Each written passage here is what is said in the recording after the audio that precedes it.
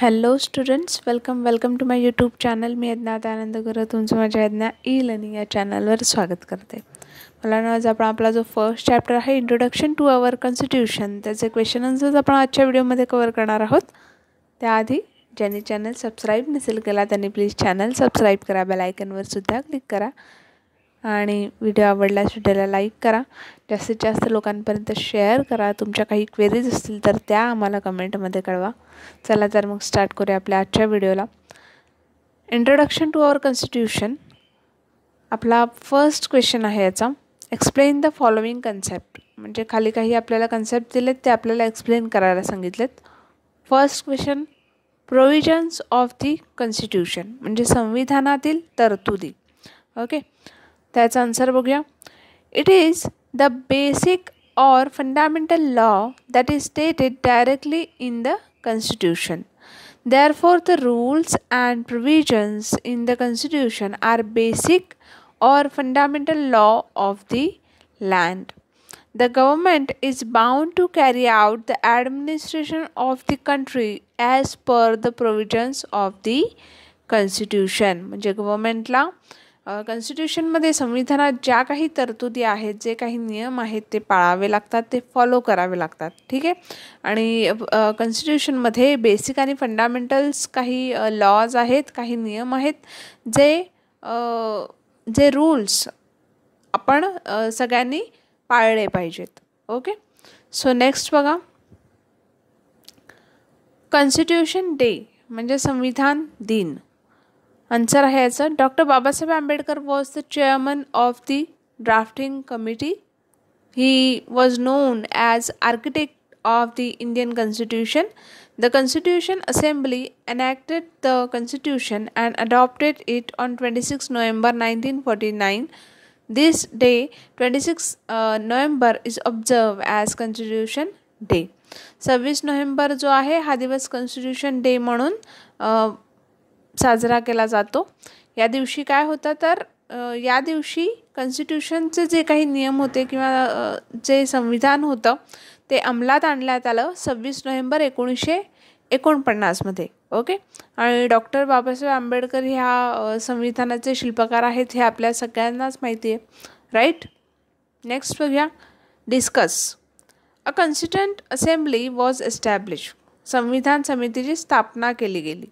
Okay, answer आहे the process of the making of the Indian constitution started in 1946. 1946मध्ये Indian constitution ची जी process होती making of Indian constitution ती start झाली. Then the leaders of the freedom movement insist that independent India will be governed not by the laws made by British but laws made by Indian themselves.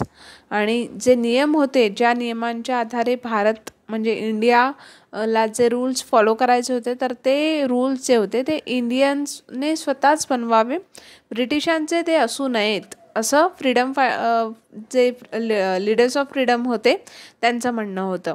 A committee was establish to prepare the constitution of independent India and it came to be known as constituent assembly. आणि याच धारणातून constitution of independent India जे आहे म्हणजे संविधान जे आहे आपल्या स्वतंत्र भारताचं ते तयार झालं आणि संविधान समितीची स्थापना केली गेली.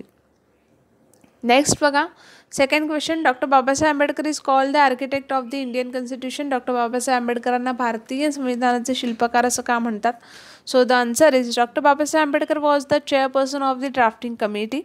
The draft constitution prepared by him was presented to the constituent assembly. ही answer various questions raised on it, making changes in the draft as per the suggestions and making every provision of the constitution flawless. Due to his contribution towards the making of constitution, Dr. Babasaheb Ambedkar is called the architect of the Indian Constitution. Dr. Babasaheb Ambedkar हे chairperson होते drafting कमिटीचे आणि त्यांनी बरेचसे suggestions किंवा काही त्यांनी ज्या प्रकारे हे संविधान तयार केलं होतं त्याच्यावर काही प्रश्न उठवण्यात आले तर या सगळ्या गोष्टींना त्यांनी विचारात घेऊन हे संविधान जे आहे ते त्यांनी बनवलेलं होतं आणि म्हणून त्यांना architect of the Indian constitution असं म्हणतात. थर्ड क्वेश्चन बघा, what is included in the administration of a country.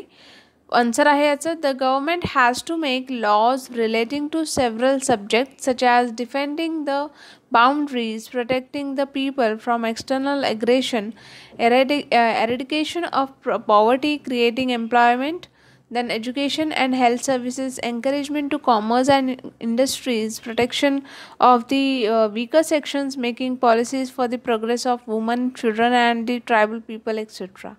ठीक आहे. तर या सगळ्या गोष्टी ज्या आहेत त्या देशाच्या राज्यकारभारात समाविष्ट असणाऱ्या बाबी आहेत. देन थर्ड क्वेश्चन बघा, चूज द राईट ऑप्शन. आता योग्य तो पर्याय निवडायचा आहे. आपला क्वेश्चन आहे, the constitution of this country is primarily unwritten. म्हणजे कोणत्या देशाचं संविधान पूर्णतः लिखित नाही आहे. ठीक आहे. सो आपल्याला ऑप्शन्स दिलेत, America, India, England and none of above. आणि आपलं आन्सर आहे इंग्लंड. इंग्लंड या देशाचं संविधान पूर्णतः लिखित नाही आहे. Second question, who was the president of constituent assembly. संविधान सभेचे अध्यक्ष कोण होते. आणि ऑप्शन्स आपल्याला दिले आहेत, doctor Babasaheb Ambedkar, Rajendra Prasad, Durgabai Deshmukh and BN राव. आणि उत्तर आहे आपलं डॉक्टर राजेंद्र प्रसाद. ओके. नेक्स्ट बघा, third question, who among this was not a member of the constituent assembly. संविधान सभेचे सदस्य कोण नव्हते. आपल्याला ऑप्शन्स दिलेत, महात्मा गांधी, मौलाना आझाद, राजकुमारी अमृत कौर, देन हंसाबेन मेहता. आणि आपलं आन्सर आहे Mahatma Gandhi. Next question, who was the chairperson of drafting committee. या ड्राफ्टिंग कमिटीचे चेअरपर्सन कोण होते. मसुदा समितीचे अध्यक्ष कोण होते. And the options are doctor Rajendra Prasad, Sardar Vallabhbhai Patel, doctor Babasaheb Ambedkar, JB Kripalani. आणि आपलं आन्सर आहे doctor Babasaheb Ambedkar. Okay. Fourth question आहे आपला, answer the following questions. First one, on what R subjects does the government have to make laws. आता तुमचं मत काय आहे ते तुम्हाला सांगायचं आहे. शासनाला कोणत्या विषयांवर कायदे करावे लागतात. ओके. आन्सर आहे याचं, the government has to make laws relating to several subject like defending the boundaries, protecting the people from external aggression, eradication of poverty, creating employment, education and health services, encouragement to commerce and industries, protection of the weaker section, making policies for the progression of women, children and the tribal people. ठीक आहे. या सगळ्या गोष्टींवर त्यांना कायदे करावे लागतात. Second question आहे, व्हाय डू वी सेलिब्रेट 26 जानेवारी ॲज रिपब्लिक डे. 26 जानेवारी हा आपण रिपब्लिक डे प्रजासत्ताक दिन म्हणून का साजरा करतो. आपला आन्सर आहे, our country begin to govern according to the provisions of the constitution from 26 जानेवारी 1950 and the Indian republic came into existence from this day. Therefore, 26 January is celebrated as Republic Day. Okay. Move to next question. Question number 3. What are the advantages of running a country as per the provisions of the Constitution? Okay. आणि आपलं आन्सर आहे, there are following advantages of running a country as per the provisions of the Constitution. First one आहे, the provisions made by the Constitution, the set of the rules reduce the possibility of misuse of the powers. Second, equal benefit of all citizens. It will yield social stability, harmony. Then framework of laws and institutions that foster prosperity and empowerment for all citizens, thus building a strong and powerful nation. It sets the political ideas such as peace, security and preservation of human rights. It states the duties and responsibilities of the citizen. Okay.